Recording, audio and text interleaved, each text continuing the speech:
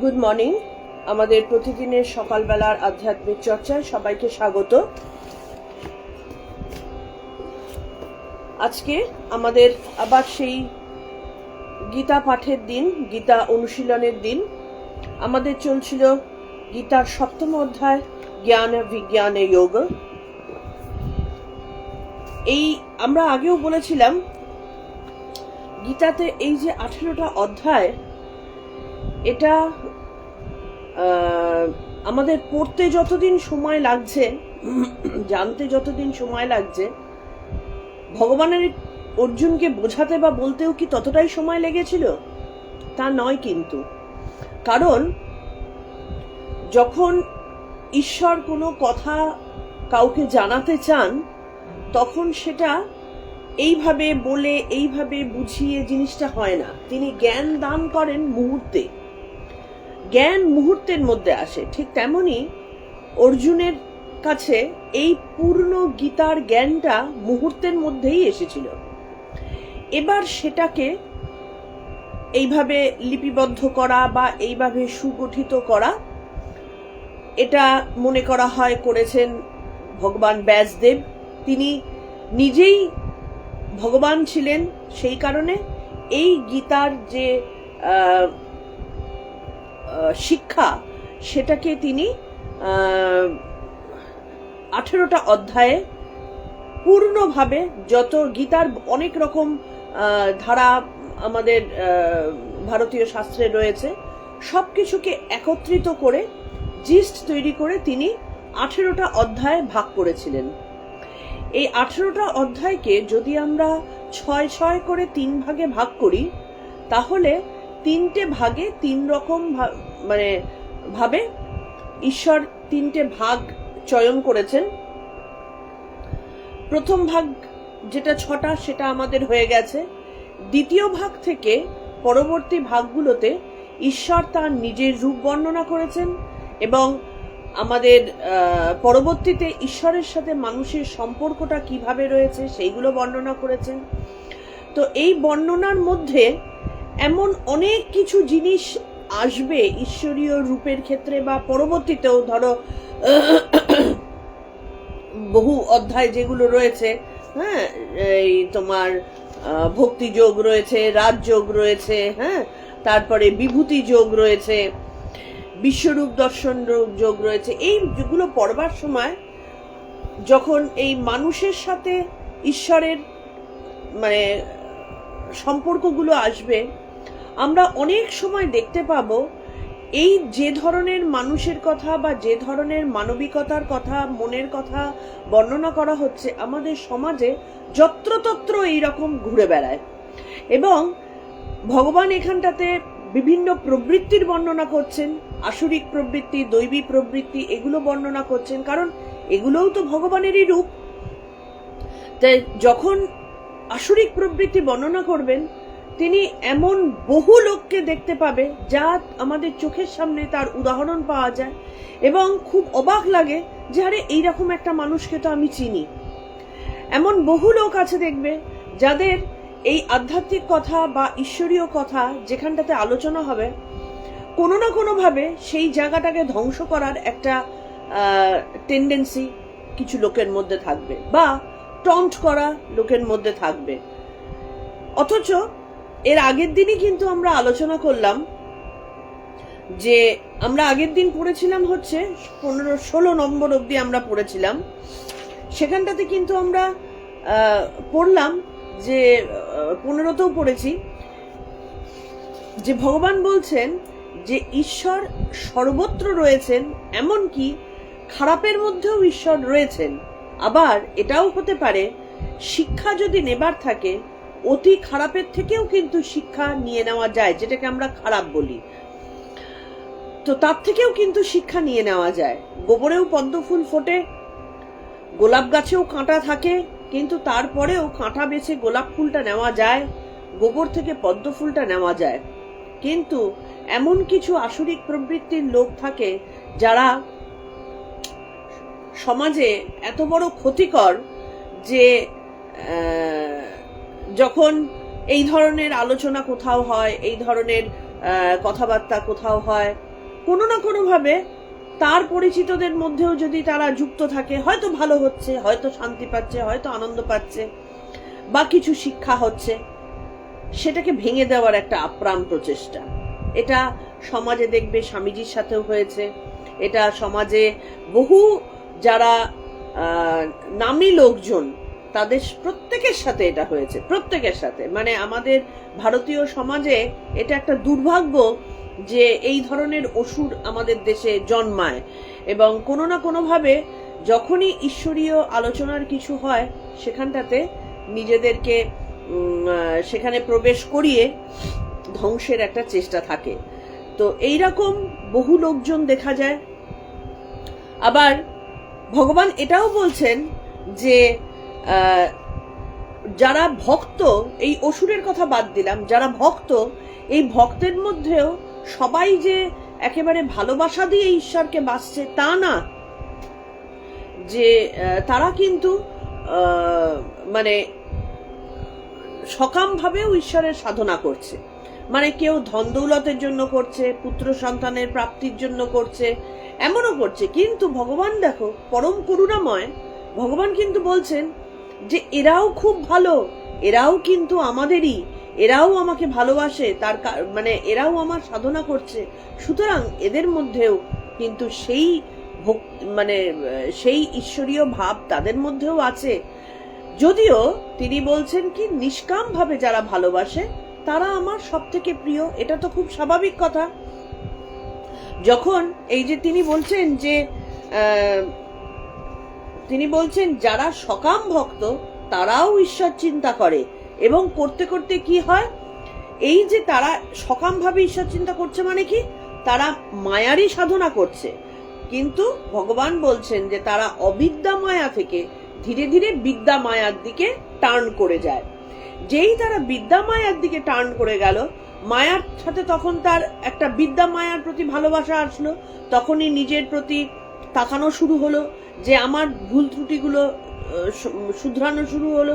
যেই শুধরানো শুরু হলো তখনই ধীরে ধীরে ঈশ্বরের সাথে তার একাত্মতা অনুভব হতে থাকে, কারণ সে তখন নিজের ভেতরের ময়লাগুলোকে সরিয়ে সরিয়ে নিজেকে স্বচ্ছ করে তুলছে।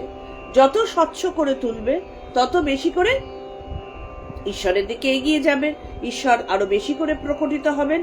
তো এইভাবে অবিদ্যা মায়া থেকে বিদ্যা মায়ার দিকে যেহেতু তারা যাচ্ছে, ভগবান সেই কারণে তাদেরকেও বলছেন তারাও কিন্তু আমার প্রিয়, এবং তারাও নমস্য, সুকৃতি সম্পন্ন।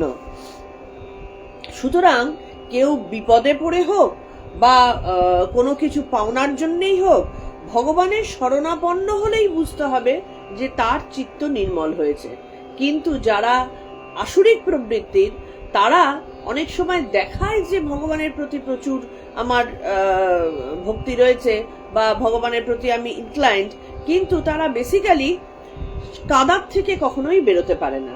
তারা খুঁচিয়ে খুঁচিয়ে লোকের মনে অশান্তি সৃষ্টি করবে, একটা সমাজের জন্য অশান্তি সৃষ্টি করবে, তাদের নিজেদের জন্য আত্মশুদ্ধির কোনো জায়গা রাখবে না। এক জিনিসের মধ্যে তারা কিন্তু কাদা ঘাঁটতেই থাকবে। যদিও সকাল সন্ধ্যে পুজোটা কিন্তু ঠিক করে, তো সেটাকে পুজো করা বলে না, সেটা ঠাকুরের সামনে বসে কনস্ট্যান্ট অভিযোগ জানানো, এটা আসরিক প্রবৃত্তিরই লক্ষণ। এটা কিছু না পেয়ে একটাকে ধরা আর কি। তো সেই কারণে ভগবান বলছেন যে ভক্তি ও জ্ঞানের এই দুটোই হচ্ছে যারা আরাধনা করে তাদেরকেই কিন্তু ভগবান শ্রেষ্ঠ বলছেন। ঠিক যেমন ভক্ত প্রহ্লাদ, সে ভগবানের কাছে কিচ্ছু চায়নি, শুধু শুদ্ধা ভক্তি চাইছে। ভগবান শ্রী রামকৃষ্ণ আমাদের দেখিয়ে দিচ্ছেন যে কিভাবে সাধনা করতে হয়, ঈশ্বরের কাছে কিভাবে চাইতে হয়। তিনি বলছেন এই নাও আমার জ্ঞান, এই নাও আমার বুদ্ধি, এই নাও আমার পাপ, এই নাও আমার পুণ্য, এই নাও আমার মানে সমস্ত কিছু। হ্যাঁ, মানে তার সমস্ত জ্ঞান, বুদ্ধি, হ্যাঁ, বৈরাগ্য যা আছে সবকিছু দিয়ে কি চাইছেন, শুধু আমাকে শুদ্ধা ভক্তি দাও, শুদ্ধা ভক্তি দাও, তোমার পাদপদ্মে যেন আমার মন থাকে, আর কিচ্ছু চাই না। মা শিখিয়ে দিচ্ছেন, শ্রীশ্রীমা শিখিয়ে দিচ্ছেন ঈশ্বরের কাছে প্রার্থনা করতে হয় যে মা আমাকে নির্বাসনা করো, কারণ যতক্ষণ না বাসনা মুক্ত হব ততক্ষণ অবধি আমরা অবিদ্যা মায়া থেকে সরতে পারবো না, বিদ্যা মায়ার দিকে যেতে পারবো না। এবং বিদ্যা মায়ার থেকেও ধীরে ধীরে কোথায় যেতে হবে? ঈশ্বরের পাদপদ্মে মন দিতে হবে। তাই আমাকে নির্বাসনা করো, আমাকে এটাই ভগবানের কাছে চাইতে হয়, এটাই ভগবানের কাছে প্রার্থনা করতে হয়। আর এই পথে চলতে গেলে বারবার করে বলছেন, তরোয়ালের মতো ক্ষুরোধার রাস্তা, এই রাস্তা ঈশ্বরীয় পথে যাওয়ার রাস্তাটা কিন্তু একেবারে সহজ নয়। যখনই দেখবে ঈশ্বরের পথে আমরা যাতায়াত শুরু করব, তখনই কিন্তু আমাদের তরোয়ালের ওপর দিয়ে হাঁটার মতন যখন তখন পা কাটতে পারে, রক্তারক্তি হতে পারে, ছিন্ন ভিন্ন হতে পারে, কিন্তু তারপরেও যে এগিয়ে যেতে পারে, সেই কিন্তু তরোয়ালের অপর প্রান্তে যে ঈশ্বর হাত পেতে রয়েছেন তার কাছে পৌঁছতে পারে। সুতরাং ঈশ্বরের পথে এগোনোর অর্থ সবসময় কিন্তু একেবারে আমার শান্ত জীবন হয়ে গেল, সবকিছু পেয়ে গেলাম, এগুলো একেবারেই নয়। ঈশ্বরের পথে যাবার একটা বাধা আছে, চরম বাধা আছে, চরম পরীক্ষা আছে। হ্যাঁ, এগুলো জেনে শুনে যখন কেউ ঈশ্বরের পাদপদ্ম ছাড়ে না, তখন ঈশ্বর তার সেই তরোয়ালের ওপরে ফুলের পাপড়ি বিছিয়ে দেন এবং তার ওপর দিয়ে সে নির্বিঘ্নে চলে যেতে পারে। কিন্তু তার আগে ভগবানকে ভালোবাসা হচ্ছে কিনা তার পরীক্ষা তো ভগবান নেবেন।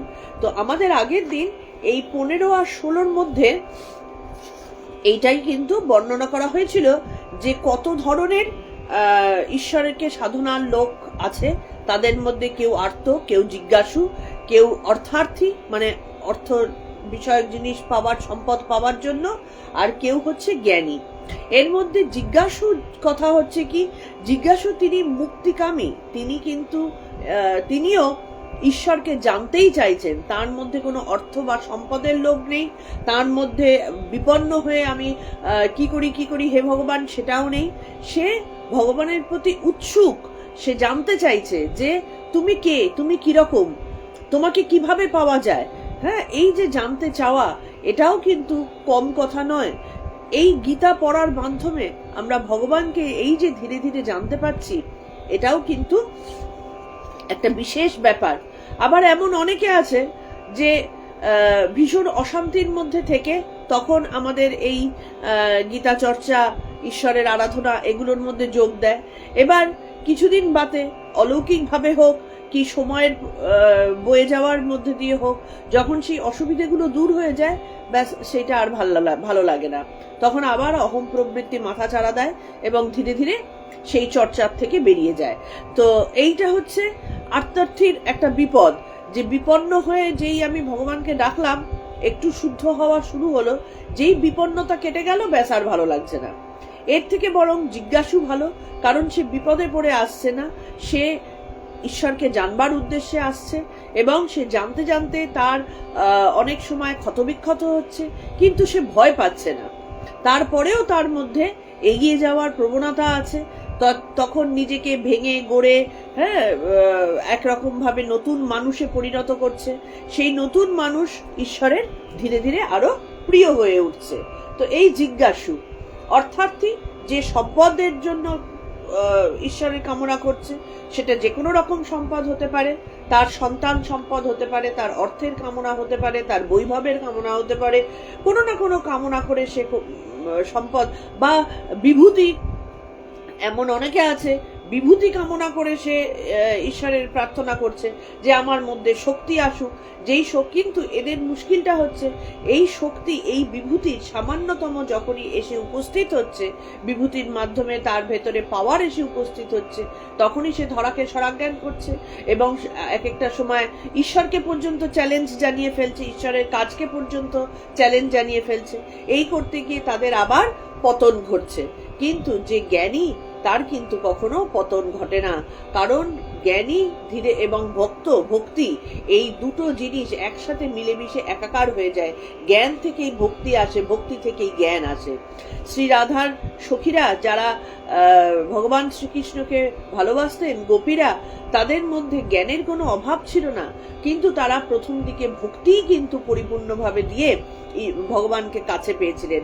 তারপরে যখন বলা হচ্ছে তোমরা জ্ঞানী তো তারা হয়েই গেছে, তখন বলছেন যখন জ্ঞানের মাধ্যমে তোমরা আমার সাথে মিশে যাও, গোপীরা বলছেন যে না, তোমার সাথে মিশে গেলে তোমার এই লীলার সঙ্গী তো আমরা হতে পারবো না। তোমার শ্রী রাধার এই যে লীলা, সেইটা দেখবার জন্য তো আমাদেরকে আলাদা থাকতে হবে। তো আলাদা থাকতে গেলে ভক্ত হতে হবে, কারণ ভক্ত হলে তবেই ভক্ত আর ভগবান এই দুটো আলাদা সম্পর্ক হয়। জ্ঞান হয়ে গেলে তো ঈশ্বরের সাথে মিশে যাব, তখন তো তার লীলা দর্শন করতে পারবো না। সেই জন্য তারা জ্ঞানীর অবস্থা থেকে ঈশ্বরকে দেখতে চাননি, তারা ভক্ত অবস্থায় নিজেদেরকে রাখতে চাইলেন। তাহলে গতদিন 15 আর 16তে আমাদের এইটুকুই আলোচনা হয়েছিল। আজকে আমরা 17 থেকে আবার আলোচনা করব। তার আগে প্রণাম মন্ত্র দিয়ে শুরু করছি।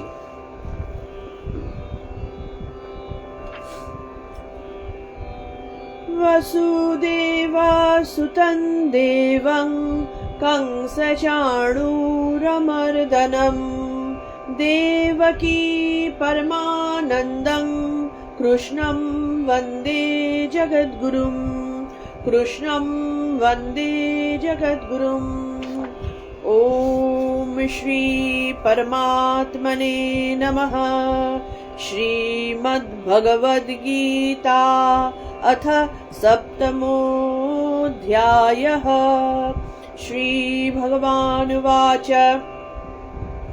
मया सक्तमनः पार्थ योगं युञ्जन्मदाश्रयः असंशयं समग्रं माय यथा ज्ञास्यसि तच्छृणु। ज्ञानन्तेऽहं सविज्ञानम् इदं वक्ष्याम्यशेषतः यज्ञात्वा नेह भूयोऽन्यत् ज्ञातव्यमवशिष्यते। मनुष्याणां सहस्रेषु कश्चिदत्तति सिद्धये यततामपि सिद्धानां कश्चिन्मां वेत्ति तत्त्वतः। भूमिरापो नलो वायुः खं मनो बुद्धिरेव च अहंकार इति यं मे भिन्ना प्रकृतिरष्टधा।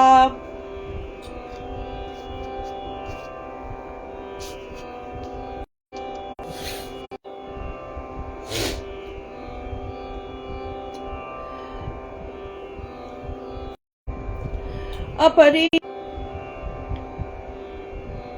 একটু লাইনটাতে ডিস্টার্ব হচ্ছে, তাই মাঝখানে কেটে যাচ্ছে দেখছি। अपरेयामितस्त्वान्यां प्रकृति विद्धि मे परां जीवभूतां महाबाहो ययेदन्धार्यते जगत्। एतद्भुवनानि भूतानि सर्वाणि तुपधारय अहं कृत्स्नस्य जगतः प्रभवः प्रलयस्तथा। मत्तः परतरन्यान्यत् किञ्चिदस्ति धनञ्जय। मयि सर्वमिदं प्रोक्तं सूत्रे मणिगणा इव। रसोऽहमप्सु कौन्तेय प्रभास्मि शशिसूरयोः। प्रणवः सर्ववेदेषु शब्दखे पौरुषनृषु। पुण्यो गन्धः पृथिव्यां च तेजश्चास्मि विभावसौ। जीवनं सर्वभूतेषु तपश्चास्मि तपस्विषु। बीजं मां सर्वभूतानां विद्धि पार्थ सनातनम्। बुद्धिर्बुद्धिमतामस्मि तेजस्तेजस्विनामहम्। बलं बलवताय चाहं कामराग विवर्जितम्। धर्मा विरुद्ध भूतेषु कामोऽस्मि भरतर्षभ। ये चैव सात्विका भावा राजसास्तामसाश्च ये। मत्त एवेति तान् विद्धि न त्वहन्तेषु ते मयि। त्रिभिर्गुणमयैर्भावैरेभिः सर्वमिदं जगत्। मोहितन्नाभिजानाति मामेभ्यः परमव्ययम्। दैवी हेषा गुणामयी मम माया दुरत्तया। मामेव ये प्रपद्यन्ते मायमेतान्तरन्ति ते। न मां दुष्कृतिनो मूढाः प्रपद्यन्ते नराधमः। मायया पा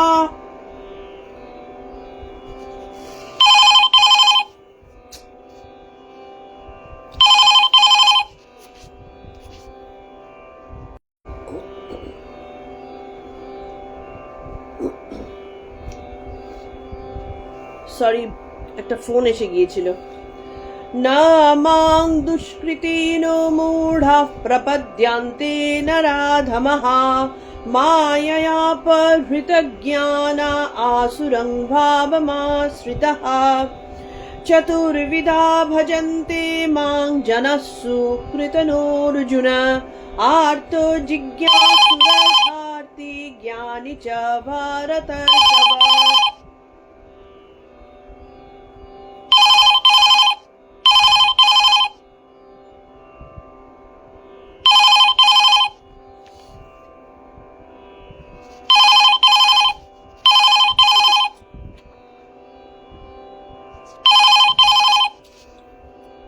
একটু ওয়েট করো সবাই, হ্যাঁ, কিছু একটা প্রবলেম হচ্ছে, সময় কোনো একটা বাইরের থেকে কল আসছে যেটা কাটতে পারছি না আমি। একটু 1 মিনিট একটু ওয়েট করুন সবাই, হ্যাঁ, একটু প্রবলেম হচ্ছে, আমি এক্ষুনি এসে আবার স্টার্ট করছি।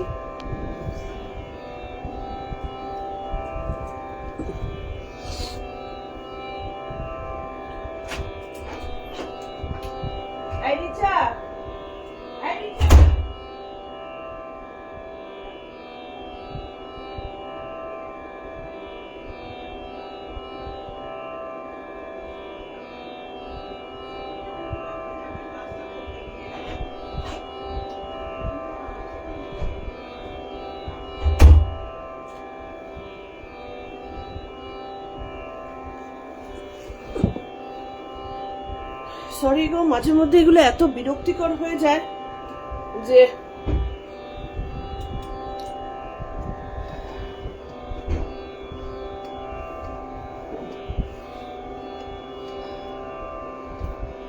যাই হোক, আমরা এই 16 নম্বর অবধি আমাদের পড়া হয়েছিল।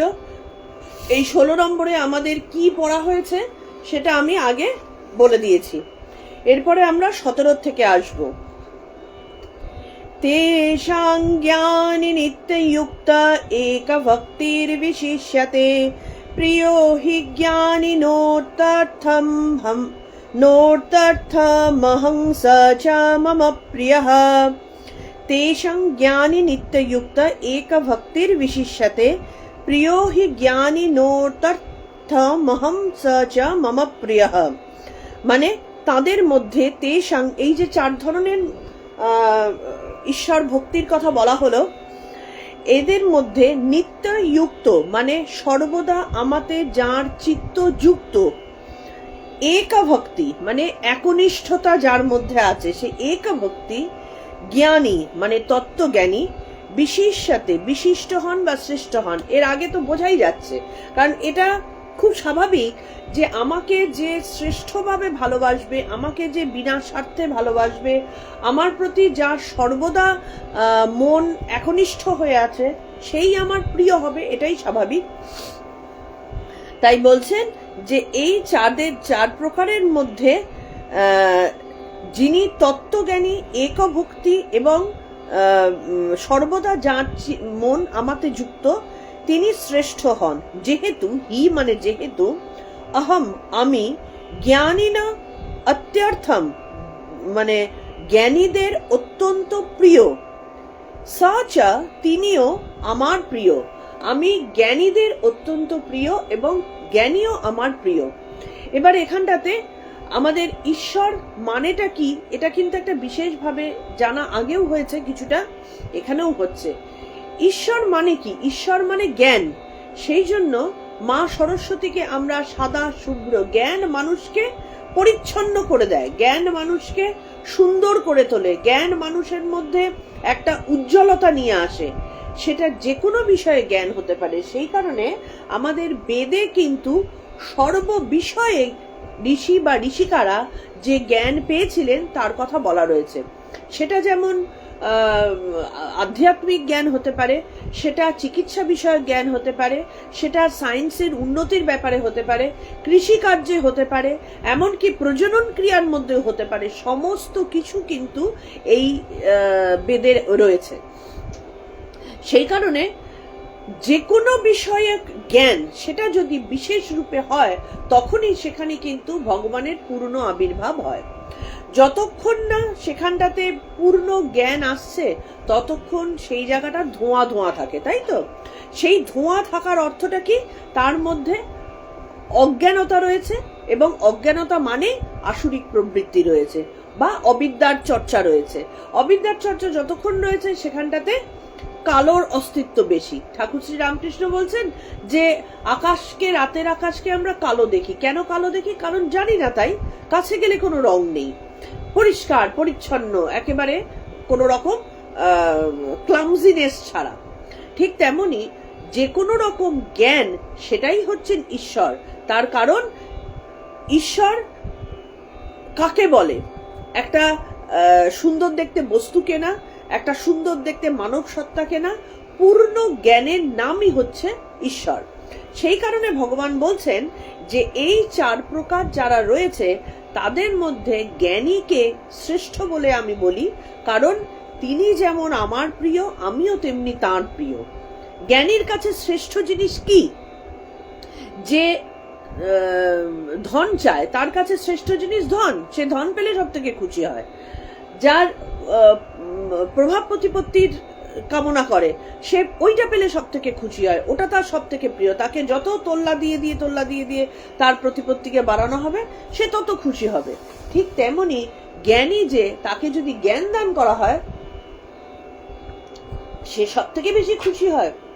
খেয়াল করে দেখো, যখন আর্কিমিডিস তার আবিষ্কারে সাকসেসফুল হলেন, তিনি বলা হয় স্নান করতে করতে তার মধ্যে সেই জ্ঞানের উদয় হয়েছিল। তিনি জামা কাপড় পরে নেই, সেই অবস্থাতে তিনি ইউরেকা ইউরেকা বলে দৌড়েছিলেন। তো তার মানে কি, তিনি এতটাই খুশি হয়েছিলেন যে তার বাস্তব অবাস্তব জগৎ ভুল হয়ে গিয়েছিল। তাহলে এই হচ্ছে জ্ঞানের, জ্ঞানী লোকের জ্ঞান পাবার আনন্দ। তা জ্ঞান মানে কি শুধু 4টে বই পাওয়া?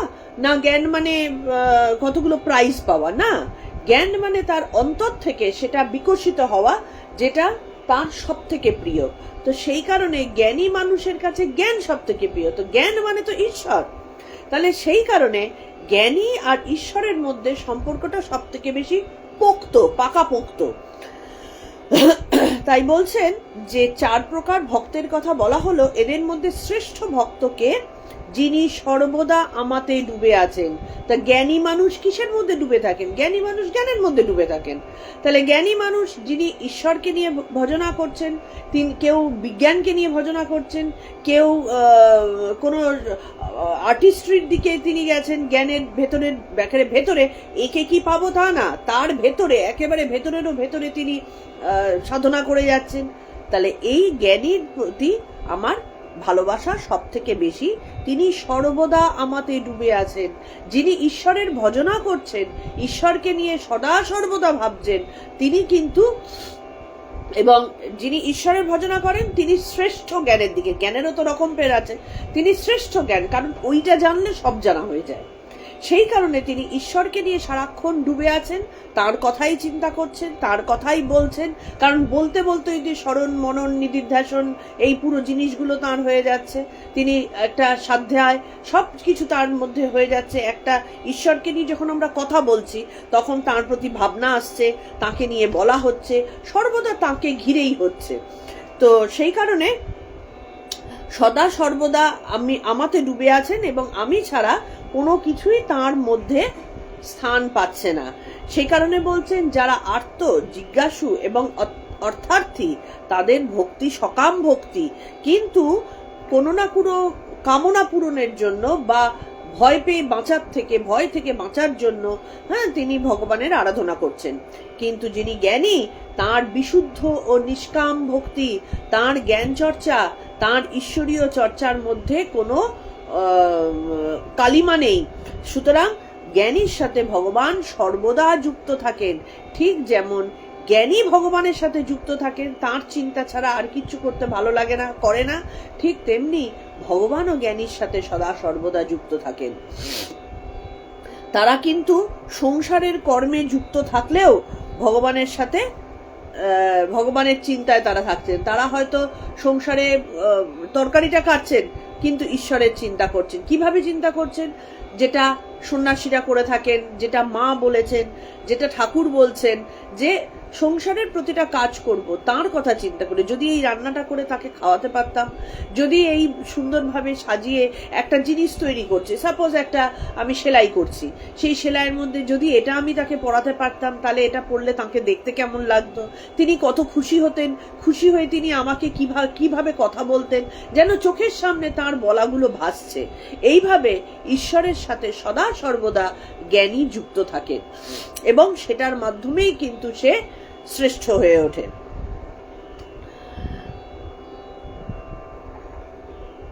এখানে একটা বইয়ের কথা বলা হয়েছে, the practice in the presence of god. এই বইটি ব্রাদার লরেন্সের রচিত।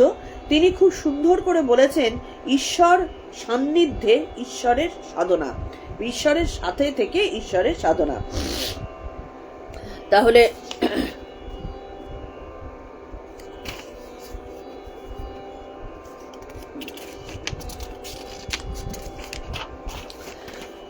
তাহলে আমাদের শ্রেষ্ঠ হওয়ার, আমরা সবসময় খেয়াল করে দেখবে আমরা সদা সর্বদা শ্রেষ্ঠ হতে পছন্দ করি। এমনকি যে অসুর, সেও কিন্তু নিজেকে মানে আমাকে লোকে ভালো বলুক সেটা হয়তো ভয় পেয়ে, হ্যাঁ, বাধ্য হয়ে তারা অসুর প্রবৃত্তি বলে ভয় পেয়ে তারা ভালো বলছে, কিন্তু বেসিক্যালি তাদের চাহিদাটা হচ্ছে আমাকে সর্বদা লোকে মানুক এবং শ্রেষ্ঠ বলে মানুক, আমাকে ভালো বলুক, শ্রেষ্ঠ ভালো বলুক। সুতরাং এই শ্রেষ্ঠত্বের চাহিদা প্রত্যেকটা মানুষের মধ্যেই আছে। কিন্তু ভগবান কি বলছেন? শ্রেষ্ঠ হতে গেলে তুমি জ্ঞানী হও। তোমার ভেতরে জ্ঞান আসলে তখন আমি তোমাকে শ্রেষ্ঠত্বের দিকে নিয়ে যাব। কারণ ভগবানের কাছে জ্ঞানী সব থেকে প্রিয়। তা প্রিয় মানুষের জন্য তো যে কোনো কেউই সব থেকে ভালো জিনিসটা করবে। তা সেই জন্য ভগবান জ্ঞানীর জন্য সবকিছু করেন এবং তার পথ প্রশস্ত করে দেন। কিন্তু জ্ঞানের জায়গায় এসে পৌঁছাতে গেলে যে পরীক্ষার মধ্যে দিয়ে যেতে হয় সেটাতে সাস্টেন করে তো থাকতে হবে। তার আগে অনেক ঝড়ঝাপটা আসবে। ঠাকুরকে লোকে পাগল বলে কত কেচ্ছা মায়ের কাছে নিয়ে যাননি, কিন্তু ঠাকুর কি তাতে সরে গিয়েছিলেন? তাতে তার জায়গায় তিনি ঠিক ছিলেন। তো সেই রকমই এখনকার সমাজে তো অসুরের প্রভাব আরো বেশি। যত দিন যাবে কলিকালে তত বেশি করে অসুরের প্রকোপ বাড়বে, তো তখন আরো বেশি ঝামেলা হবে। কিন্তু যদি ঈশ্বরকে ধরে থাকা যায়, তখন জ্ঞানী হওয়ার দিকে কেউ তাকে আটকাতে পারবে না। আমি দেখে নিই এর মধ্যে আমাদের আর কিছু বলবার আছে কিনা।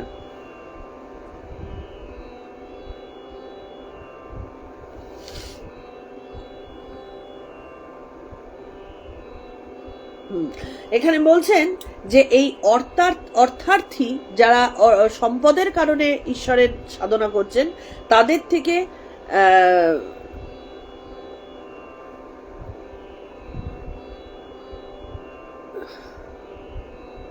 না, একটা ভুল বলেছি, যে যিনি অর্থার্থী, এখানে অর্থ বলতে বিভূতির কথা বলা হয়েছে। যা ইচ্ছা, যা দ্বারা ইচ্ছা সাধন করা যায়, অর্থার্থী মানে বিভূতির সাধন। তো যিনি সেটাকেই অর্থ বলা হয়। কাজেই অর্থ মানে শক্তি বা বিভূতি বা ভগবৎ সত্তা। তা ভগবৎ সত্তা তো যে কোনো লোকের আসে না। ভগবানের যে বিভূতি, সেই জিনিসগুলো আনতে গেলে জিজ্ঞাসুর থেকে ওপরে যেতে হয়। তাহলে সর্বপ্রথমে সর্বনিকৃষ্ট জায়গায় রয়েছে যে আর্ত মানে যারা ভয়ে ভক্তিতে, হ্যাঁ, ভগবানের কাছে কিছু কামনার জন্য বিপদে পড়ে ভগবানের সাধনা করছে। তারপরে আসছে জিজ্ঞাসু, যিনি ভগবানের সম্পর্কে জানতে চাইছেন, তার কাছ থেকে কি বলবো, তাকে তার তত্ত্বটাকে জানবার চেষ্টা করছেন, যে জ্ঞান কি, জড় কি, বিজ্ঞান কি, ভগবান কি, হ্যাঁ আমি কে, এই জিজ্ঞাসার থেকে তারা ভগবানের কাছে পৌঁছাচ্ছেন। এর থেকে উন্নত হচ্ছে অর্থার্থী, কারণ তারা অর্থ মানে টাকা পয়সা অর্থ নয়, এখানে অর্থ মানে বিভূতি। সেই ভগবানের বিভূতি যখন তারা পেতে চায়, বা যে সাধনার দ্বারা এই ইচ্ছা সাধন বলে সেইটা পাওয়া যায়, তাতে সেটা কিন্তু বেশ জোর লাগে, সেটা কিন্তু খুব সহজের নয়। তারা জিজ্ঞাসু অপেক্ষা শ্রেষ্ঠ, কারণ তারা অলরেডি এই বিভূতি যে ভগবানের বিভূতি, এবং সেটা যে একটা প্রবল শক্তিধারী একটা জিনিস, সেইটাকে তারা বুঝে গেছেন। হ্যাঁ, তারা জিজ্ঞাসুর পর্যায়ে আর নেই, তারা ওটা বুঝে গেছেন যে এইটা ঈশ্বরের থেকে আসে। সেই কারণে সেই শক্তির সাধনা তারা করছেন, সেটাকে এবার নিজের মধ্যে আনবার জন্য, কিন্তু সেটা সকাম। এবার যারা জ্ঞানী, তিনি আত্মা কি জেনেছেন, তাদের আত্মতত্ত্ব জ্ঞান হয়েছে, বিভূতি তাদের মধ্যে 16 আনা রয়েছে, যেমন ঠাকুর বলছেন যে আমার ওই অষ্টসিদ্ধি কিলবিল করছে ভেতরে, কিন্তু তারা সেটাকে একেবারে শুকরের বিষ্ঠাবৎ জ্ঞান করেন। হ্যাঁ, এত ঘেন্না করেন তারা, কারণ তাদের সব জানা হয়ে গেছে, তার আর কিছুই জানতে বাকি নেই, এবং সব জেনে সব পেয়ে পরম আনন্দে তারা ঈশ্বরের সাথে সবসময় লিপ্ত থাকেন, ঈশ্বরের সাথে একেবারে কি বলবো সাপটা সাপটি করে থাকা, সেইভাবে থাকেন। সেই কারণে ভগবান বলছেন যে আমি জ্ঞানী সব থেকে প্রিয়, এবং জ্ঞানীও আমার সব থেকে প্রিয়। ব্যাস এইটুকুই হচ্ছে আমাদের 18 নম্বরের, সরি, এটাই হচ্ছে আমাদের 17 নম্বর। 18 নম্বরে এবার আমরা আসব, সবই বলা হয়ে গেছে 17 নম্বরে।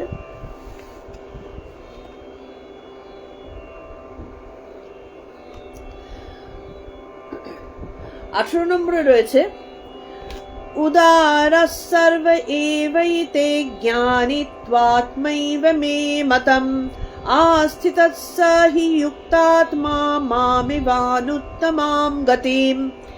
उदारः सर्व एवैते ज्ञानित्वात्मैव तात्मैव मे मतम् आस्थितः स हि युक्तात्मा मामेवानुत्तमां गतिम्।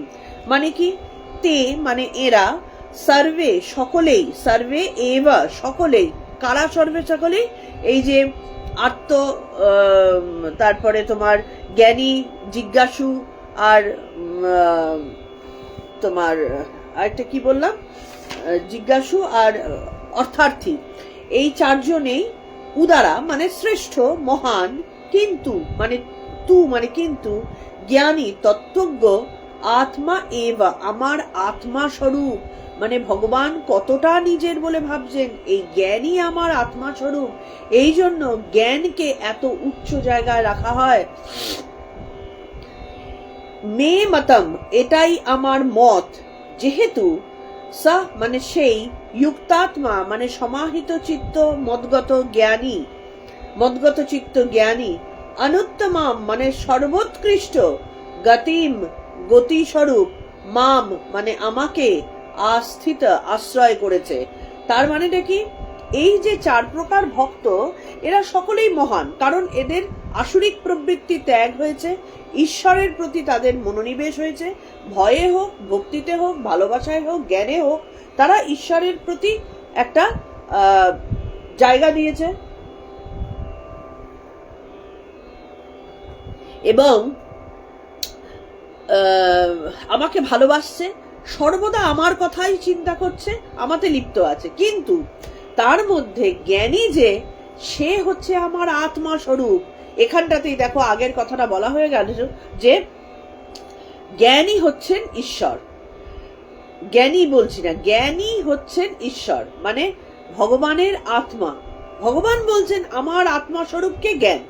তার মানে যে জ্ঞানী আর যে ভগবান, দুটোর মধ্যে কোনো পার্থক্য নেই। ভগবান নিজেকে বলছেন সে আমার আত্মা স্বরূপ, তার কারণ হচ্ছে মদগত চিত্ত, মানে আমার ভেতরে আমারতে মদগত, আমার সম্পর্কে চিন্তা করার সর্বদা সেই চিত্ত সম্পন্ন যে জ্ঞানী, তিনি সর্বোৎকৃষ্ট গতি স্বরূপ আমাকেই আশ্রয় করেছে। কারণ জ্ঞানী জানছেন যে আমাদের সর্বোৎকৃষ্ট গতি, আমার শেষ গতি, যে কি বলে তোমার, যে অর্থ পিপাসু, যে তোমার বিভূতি পিপাসু, সে কি জানছে যে যে মুহূর্তে আমার মধ্যে এই শক্তি চলে আসছে, আমার এই ক্ষমতা চলে আসছে, আমি তখন শ্রেষ্ঠ হয়ে গেলাম, সবার মধ্যে শ্রেষ্ঠ। ওইটা পেয়েই সে নিজেকে একটা বিশাল কেউকেটা বলে মনে করছে। যে বিপদে পড়ে ডাকছে, সে যখন বিপদ থেকে উদ্ধার পাচ্ছে, সে মনে করছে ব্যাস আমার তো আর কিছু পাওয়ার নেই, আমি তো বিপদ থেকে উদ্ধার পেয়ে গেছি, এবার সুখে শান্তিতে আমি সংসার করব। সুতরাং তার ওই রকম ভাবে একটা জীবনে চলছে আর কি, ওই রকম ভাবে সে চিন্তা করছে। হ্যাঁ, জিজ্ঞাসু যে তার যখনই আত্মজ্ঞান হয়ে যাচ্ছে, তখনই সে মনে করছে, মানে আত্মতত্ত্বকে সে জেনে যাচ্ছে, সে মনে করছে ব্যাস আমার জানা হয়ে গেল, সে সমাধিতে সারাদিন থাকলো, হয়ে গেল। কিন্তু এটাই শেষ কথা নয়। ভগবান বলছেন 3 গুণের ওপারে গিয়ে যখন পূর্ণ জ্ঞান, যেখানটাতে ঠাকুর যেরকম পূর্ণ জ্ঞানী, তার মধ্যে আর কিছু জানবার অবশিষ্ট নেই, সেই পূর্ণ জ্ঞান অবস্থাটা কি তিনি জানেন, ওটাই তার সর্বশ্রেষ্ঠ গতি। কারণ জ্ঞান ছাড়া সেটা যে কোনো বিষয়ে জ্ঞান, তার যে আনন্দ, জ্ঞানের যে আনন্দ, এবং জ্ঞান হলে যে ভেতর যে উজ্জ্বল হয়ে ওঠে, এটাই কিন্তু ভগবান বলছেন যে জ্ঞানই হচ্ছে শ্রেষ্ঠ গতি। যে কারণে সব জায়গায় দেখবে জ্ঞানী যে সে সব থেকে বেশি সম্মান পায়, সমাদর পায়। যে মূর্খ বা যে অজ্ঞানী, যে অপ্রয়োজনীয় তর্ক করে, উল্টোপাল্টা কথা বলে নিজের প্রতি লোককে আকৃষ্ট করতে চায়, তাদের কাছে লোকে হয়তো আকৃষ্ট হয়, কিন্তু সেটা সাময়িক। রূপ দিয়ে, যৌবন দিয়ে, কথা দিয়ে, কিচ্ছু দিয়ে মানুষকে শেষ মানে সর্বশ্রেষ্ঠভাবে নিজের কাছে টানা যায় না। তো একমাত্র যিনি জ্ঞানী হন, তিনি দেখবেন প্রথম দিকে হয়তো ক্ষুরোধার জায়গা দিয়ে যাচ্ছেন, তার পা টলমল করতে পারে, কিন্তু যখন সেটাতে তিনি প্রতিষ্ঠিত হয়ে যান, তখন সেই জ্ঞানী কিন্তু শ্রেষ্ঠ সম্মানপ্রাপ্ত হন, শ্রেষ্ঠ সুন্দর দেখতে হন, সবকিছুতেই তিনি শ্রেষ্ঠ হয়ে যান। কারণ সেই জ্ঞানের মধ্যে তখন ঈশ্বরের বাস। একটা জিনিস কল্পনা করে দেখো তো, যদি খুব সাধারণ দৃষ্টিতে দেখা হয়, ঠাকুর শ্রীরামকৃষ্ণকে চেহারার দিক থেকে খুব সুন্দর দেখতে, একেবারে রূপবান পুরুষ না, কিন্তু দাড়িওয়ালা, হ্যাঁ, মাথায় চুল অল্প, হ্যাঁ, এরকম নেলা খ্যাপা হয়ে থাকা, কিন্তু সেই লোকটার কাছে মৌমাছির মতন সব ভিড় করে থাকতো। একেবারে তার কাছ থেকে মৌমাছি যেমন মধু খাবার জন্য মৌচাকের মধ্যে একেবারে সেটে থাকে, সেইভাবে ঠাকুরের অবস্থানে ঠাকুরের কাছে সবাই সেটে থাকতে চাইতো। একটা ঈশ্বরীয় আলোচনা যিনি করেন, তার কাছে ভক্ত দেখবে সেটে থাকে। কেন থাকে? কারণ তার মধ্যে শ্রেষ্ঠ জ্ঞান তখন প্রকাশিত হচ্ছে। তাই জন্য বলছেন যে তিনি আমার আত্মা স্বরূপ, আমার ভেতরে তিনি রয়েছেন, সেই ভক্ত মহান ও সুকৃতি সম্পন্ন। তাই ঈশ্বরের প্রতি তিনি জন্ম জন্মান্তরে অনেক পুণ্য অর্জন করেছেন। এবং জ্ঞান কিন্তু একদিনে আসে না, একটু একটু একটু করে অজ্ঞানতা থেকেই জ্ঞানের দিকে যাওয়া যায়। সেই অজ্ঞানতায় সে পুরো জন্ম জন্মান্তর ধরে পাঁকের মধ্যে ঘুরবে, একবার এ জন্ম থেকে আরেক জন্মে যাবে, দুঃখ পাবে, ধাক্কা খাবে, চোখের জল ঝরবে, তখন সে শিক্ষা হবে যে এটা ঠিক নয়, ওইটা ঠিক, এটা ভুল, এটা এই পথটা উচিত নয়। এই শিক্ষাগুলো তখন তার মধ্যে হবে, সে নিজেকে রেকটিফাই করবে। পরবর্তী জন্মে সে হয়তো আরেকটু ভালো মানুষ হয়ে জন্মাবে, তার মধ্যে সেই হিংসা, দেশ, এগুলো থাকবে না। সেই কারণে বলা হয়, খেয়াল করে দেখবে যে যখন একটা মানুষের মধ্যে সুন্দর কথা বেরোচ্ছে, একটা মানুষের মধ্যে শান্ত ভাব আছে, একটা মানুষের মধ্যে সুন্দর ভাবনা আছে, অবশ্য বুঝতে হবে যে সে ভালো মানুষ। তার কারণ হচ্ছে সে জন্মান্তরের পুণ্য অর্জন করেছে বলেই সেই বিষয়ক জ্ঞান থেকে সে আরেকটু উন্নতির দিকে গেছে। এই জন্মেও সে তখন সাধন করা শুরু করবে। একটা ভালো মানুষ কিন্তু সহজে খারাপ হতে পারে না, তার পক্ষে খারাপ হওয়া সম্ভব হয় না। তো সে তখন সেইটাই চর্চা করতে থাকবে, ভালোভাবে কথা বলবে, ভালোভাবে মিশবে, ভালো চিন্তা করবে। সেই চিন্তা করতে করতে তার মধ্যে আরেকটু উন্নতি হবে। সে তখন তার থেকে আরো ঊর্ধ্বগতি প্রাপ্ত হবে। এই ঊর্ধ্বগতি হতে হতে সে একদিন বুঝতে পারবে যে ঈশ্বরই হচ্ছেন আমার সেই সর্বশেষ গতি, যার কাছে আমাকে পৌঁছতে হবে। তো সেই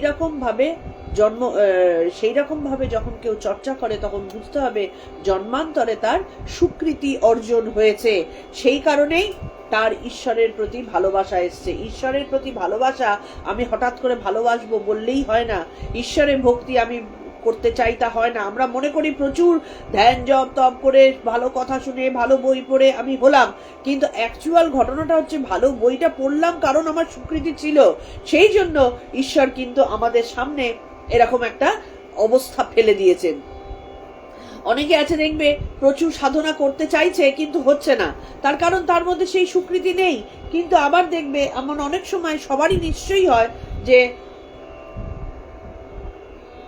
একটা জিনিস নিয়ে ভাবছি, সেটা হয়তো ঈশ্বরীয় ভাবনা ভাবছি, কি একটা ভালো ভাবনা ভাবছি, হঠাৎ করে কারোর একটা কথা কানে লেগে গেল, আরে এই কথাটাই তো আমি এতদিন ধরে চাইছিলাম, ওটাই আমার জীবনে মোড় ঘুরিয়ে দিল। কি ধরো একটা ফট করে বই উল্টাতে উল্টাতে হঠাৎ করে একটা পাতা খুলে গেল, যে পাতাটা আমার মনের একেবারে অন্তরে গিয়ে লাগলো, এই কথাটাই তো আমি পড়তে চাইছিলাম, বাহ এটা তো বেশ এর মধ্যে লেখা আছে, তার মানে এটা ঠিক। এই জিনিসগুলো কিন্তু মানে কাকতালীয় ব্যাপার নয়। এইভাবেই ঈশ্বর প্রতি মুহূর্তে প্রতিদিন আমাদের সঙ্গ করেন। তিনি আমাদেরকে পাতা উল্টে দেন, তিনি আমাদেরকে মানে সেই কথাটা শুনিয়ে দেন, একটা ঘটনা ঘটিয়ে দেন, যেটা থেকে আমাদের জ্ঞানের দিকে এগিয়ে যেতে সাহায্য হয়। তাই বলছেন যে ঈশ্বর তাঁর সর্বস্ব, তাকে ছাড়া ঈশ্বর জানেন না, ঈশ্বরকে ছাড়া তিনি জানেন না। তিনি শ্রেষ্ঠ, তিনি আমার প্রিয়, তিনি আমার কাছের। সাধারণ মানুষ সংসারে সুখ দুঃখ, হিংসা, রাগ, লোভ এগুলো নিয়ে থাকতে চায়, ভোগ নিয়ে থাকতে চায়, এবং সুখ লাভের চেষ্টায় অনেক সময় সর্বশক্তি সে দিয়ে দেয়। যে এবং সুখটা সেটা শুধু যে আর্থিক সুখ, শুধু যে সন্তান সুখ, শুধু যে স্বামী সুখ, শুধু যে প্রতিপত্তি সুখ, তা না। কোনো একটা জিঘাংসা চরিতার্থ করাটাও তার মনের ভেতরে একটা আনন্দ দিল, করতে পারলাম, তার একটা বেশ ক্ষতি করতে পারলাম, এইরকম একটা, তার জন্য কত পরিশ্রম তাকে করতে হয়, মানসিক পরিশ্রম, কত কিছু তাকে করতে হয়। এবং অজ্ঞান ও অহংকারের বশে নিজেকে একটা কর্তা বলে মনে করে, যে আমি পারলাম তাহলে করতে, দেখেছো আমার ক্ষমতা কতটা, আমি পারলাম, এইটা মনে করে। কিন্তু যখন কোনো বিপদে পড়ে, যখন সেই ভগবানের কাছে বা আকাঙ্ক্ষিত বস্তু লাভের জন্য ভগবানের কাছে ভজনা করছে, তখন বুঝতে হবে যে কিছুটা হলেও সে দমেছে, তার মধ্যে কিছুটা হলেও অহংকার কমেছে, তার মধ্যে একটু পরিবর্তন এসছে। এবার ভগবান তাকে সাহায্য করতে থাকে, একটা ভালো কথা শুনিয়ে দিল, একটা ভালো চ্যানেলের মধ্যে ঢুকিয়ে দিল, ইউটিউবে হয়তো, কি একটা ভালো বই পাইয়ে দিল তার সম্পর্কে। এইভাবে ভগবান এবার সাহায্য করতে থাকে। এবার যদি তার স্বীকৃতি থাকে, তার যদি বিবেক থাকে, তার যদি সেই রকম মানসিকতা থাকে, সে তখন ওইটাকে ধরে আরেকটু এগিয়ে যাবে। আর যদি অসুর প্রবৃত্তি হয়, সে তখন বলবে, ও তুমি একটা বেটা সাধারণ হয়ে তুমি এইরকম কথাবার্তা, বড় বড় কথা বলছো, দাঁড়াও তোমার আমি 12টা বাজাচ্ছি। বেশি বড় বড় কথা বলছে, সে হয়তো 4টে কথা, এই আমারই এই যে বলছি, হয়তো এর মধ্যে কেউ না কেউ হয়তো থাকতেই পারে, সোশ্যাল মিডিয়া, কি করে জানবো, কেউ না কেউ হয়তো বললো, দাঁড়াও তুমি বেশি বড় বড় কথা বলছো, তোমার দিচ্ছি 12টা বাজিয়ে। সুতরাং এমন একটা হয়তো প্রশ্ন এই সামনেই হয়তো করে বসলো, যেটা আমাকে হয়তো ছোট করলো। তো এরকম হতেই পারে, কি বলার আছে। সেখানটাতে আমি বলবো যে এগুলো গল্পের খাতিরে বলা, যে আমি বলবো যে তখন নিজেকে চুপ করে থাকা ছাড়া কোনো গতি নেই, যার যেটা সেভাবেই হবে। এটা সবার ক্ষেত্রেই সত্যি, এটা তোমাদের জীবনেও নিশ্চয়ই আসে। বিভিন্ন সময় বিভিন্ন রকম কুকথার সম্মুখীন হতে হয়, বিভিন্ন রকম বাজে অবস্থার সম্মুখীন হতে হয়, তখন সেটাকে তাদের মতো বয়ে যেতে দিতে হয়। কে কার কোন জিঘাংসা চরিতার্থ করবার জন্য তোমাকে সেই কুকথা বলেছে, সেগুলো নিয়ে কাদা কেটে লাভ নেই। বরং যেখান থেকে আমি আমার আত্মোন্নতির জায়গা পাচ্ছি, সেই জায়গাটাতে আরো বেশি করে ডুবে যেতে হয়। তাই বলছেন যে সকাম ভক্তও স্বীকৃতি সম্পন্ন, কিন্তু জ্ঞানী ভক্ত ভগবানের আত্মা। তাই জ্ঞান লাভের জন্য সদা সর্বদা নিজেকে পরিশ্রম করতে হয়। আর জ্ঞান তো সূক্ষ্ম জিনিস, অত সহজে ঝট করে বললেই আসে না। সেই জন্য জ্ঞানের জন্য নিজেকে পরিশ্রান্ত করতে হয়, নিজেকে ডিভোটি করতে হয়। তার জন্য যেখান থেকে পাবো, যেখান থেকে সামান্য জ্ঞান আমার দিকে আসবে, সেইখানটাতে নিজেকে নিমজ্জিত করতে হয় এবং নিজের ভেতরে দৃঢ় ভাব আনতে হয় যে আমি এখান থেকে জ্ঞান পাচ্ছি, সুতরাং কোনো ক্রমে আমি এই জায়গা থেকে বেরোবো না। কারণ আমাদের মধ্যে বহু প্রলোভন আসে, যে প্রলোভনের কারণে আমাদের এই মানসিকতাটা নষ্ট হয়ে যেতে পারে। হ্যাঁ, মিতাদি যেমন বলছে, অনেক সবার ঘটে, একা আমার তোমার বলে না, প্রত্যেকটা মানুষের জীবনে এইরকম ঘটনা ঘটবেই, যেখানটাতে তোমাকে ছোট করার চেষ্টা করা হবে বিভিন্ন রকম ভাবে, আর যে যত উপরে উঠবে তাকে তত ছোট করার চেষ্টা করা হবে, এটাই স্বাভাবিক। তো সেটাতে যাকে ছোট করা হয় তার কিন্তু বেসিক্যালি কিছু হয় না, সে কিন্তু ধীরে ধীরে এগিয়ে যেতে থাকে। যে ওই কাদা নিয়ে ছোট করতে যায়, গন্ডগোলটা তাদেরই হয়। সুতরাং ওগুলো নিয়ে মাথা ঘামিয়ে লাভ নেই। অ্যাকচুয়ালি উদ্দেশ্যটা হচ্ছে আমি কোথার থেকে জ্ঞান পাচ্ছি, যেখান থেকে আমি সামান্য জ্ঞানও পাবো দৃঢ় চিত্ত হয়ে, কারণ সেখানটাতে নড়ে যাওয়ার মতন, কারণ ওই যে বললাম অবিদ্যা সর্বদা ঘুরে বেড়াচ্ছে, আসুরিক প্রবৃত্তি সর্বদা ঘুরে বেড়াচ্ছে, সেখান থেকে নড়িয়ে দেবার জন্য বহু চেষ্টা হতে থাকে।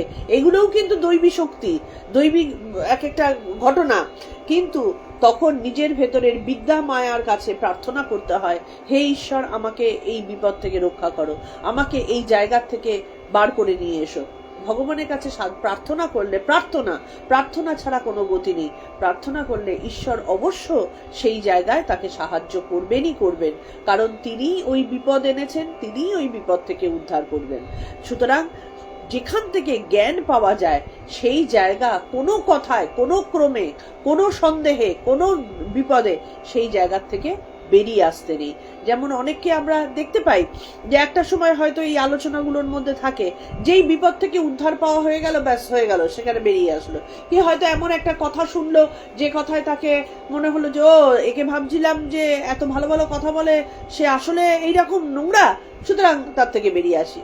কিন্তু এইটা তারা বোঝে না যে যেখানে জ্ঞান আছে সেখানে কোনো মতে নোংরা থাকতে পারে না।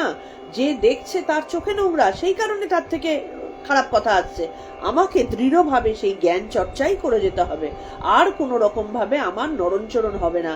আমি একবার অমৃতের সন্ধান পেয়েছি, কোনো ক্রমে কত জায়গা ঘুরে, কত বয়সে আমরা অমৃতের সন্ধান পেয়েছি, সেই অমৃত আর ছাড়াছাড়ি নেই।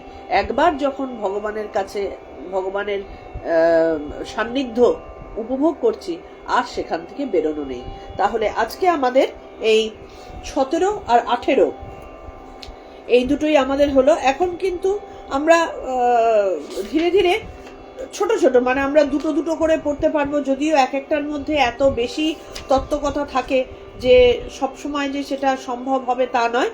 কিন্তু আজকে 17, 18 দুটো খুব বেশি বড় নয়, দুটো একই ধরনের কথা ভগবান 17 আর 18 দুভাবে বললেন, বারবার করে বললেন যে একবার বলছেন জ্ঞানী আমার প্রিয়, জ্ঞানী শ্রেষ্ঠ, আবার বলছেন জ্ঞানী শুধু প্রিয় না, জ্ঞানী আমার আত্মারূপ।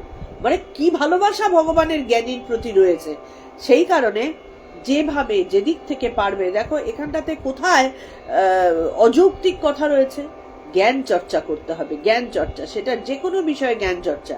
নোংরা বিষয়ে কাদা খেটে জীবনকে নষ্ট করার কোনো মানে নেই। এবার সেই একটা বিষয়ে জ্ঞান চর্চা করতে করতে সেটা যখন বিজ্ঞানে পৌঁছাবে, তখনই সেখানটা থেকে ঈশ্বরের দিকে ধাবিত হওয়া মানুষের শুরু হয়। সেই জন্য জ্ঞান থেকে বিজ্ঞান, বিজ্ঞান থেকে ঈশ্বর সান্নিধ্য, ঈশ্বর সান্নিধ্য থেকে ঈশ্বরের সাথে একাত্ম হয়ে যাওয়া, এটাই মনুষ্য জীবনের উদ্দেশ্য, এবং এটাতেই আনন্দ, এটাতেই মুক্তি। তাহলে আজকে আমাদের এইটুকুই, 17 আর 18 আজকে আমরা পড়লাম। আমাদের এখানটাতে ভগবান নির্দেশ দিয়ে দিলেন যে আমাদের জ্ঞান চর্চাই একমাত্র উদ্দেশ্য হওয়া উচিত। অন্য কোনো বিষয় আমাদের মন এদিক ওদিক হয়ে গিয়ে নিজেদেরকে তছনছ করে ফেলার কোনো মানে হয় না আর কি। প্রণাম মন্ত্র দিয়ে শেষ করছি। পরবর্তী দিনে আমাদের আগামীকাল মায়ের কথা আলোচনার দিন, আমরা আগামীকাল নোটিশ দিয়ে দেব, সেই মতো তোমরা এসো। ওম তৎসদিতি শ্রীমদ্ভগবদ্গীতাসু উপনিষৎসু ব্রহ্মবিদ্যায়াং योगशास्त्रे श्रीकृष्णार्जुन संवादे ज्ञान विज्ञान योग नाम सप्तमोऽध्यायः। ओम श्री कृष्णार्पणमस्तु। ओम श्री कृष्णार्पणमस्तु। ओम श्री कृष्णार्पणमस्तु। ভালো থেকো সবাই, জ্ঞান চর্চার মধ্যে থেকো, ঈশ্বরীয় ভাবে থেকো। এই নিজেকে অ্যাকচুয়ালি ভগবানের কাছে এই প্রার্থনা করে যাতে পরিপূর্ণভাবে জ্ঞানের মধ্যে থাকতে পারি, ঈশ্বরের আরো কাছের হতে পারি, তার আত্মা হয়ে উঠতে পারি, সেই প্রার্থনা দিয়ে আজকে আমরা এটা শেষ করলাম। এবং পরবর্তী নোটিশ আমি ঠিক সময় তোমাদের দিয়ে দেব, তোমরা সাথে থেকো।